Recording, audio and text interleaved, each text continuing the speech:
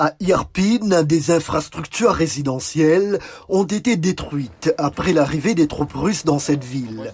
Depuis le début de la guerre, de nombreux civils ont été tués dans plusieurs régions de l'Ukraine. Les puissances occidentales, dirigées par les États-Unis, ont promis un soutien indéfectible à l'Ukraine. Une solidarité sans équivoque qu'a voulu transmettre l'américaine Nancy Pelosi au chef de l'État ukrainien Volodymyr Zelensky lors de sa visite à Kiev. Ce fut un plaisir particulier de voir Madame la Présidente avec la délégation à Kiev rencontrer mon président. Je pense que c'est encore un autre signe du soutien très très fort dont bénéficie l'Ukraine ici aux États-Unis. Nous le sentons, nous savons que les Américains sont nos frères et sœurs dans ce combat pour la liberté et pour la démocratie.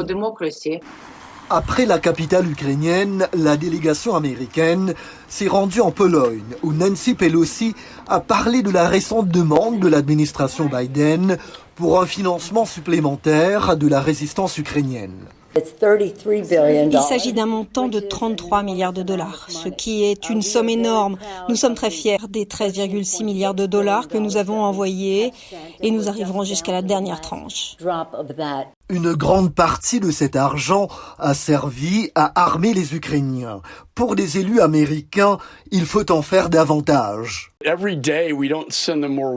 Chaque jour où nous ne leur envoyons pas plus d'armes est un jour où des gens vont être tués et un jour ils pourraient perdre cette guerre. Je pense qu'ils peuvent gagner, mais nous devons leur donner les outils pour le faire.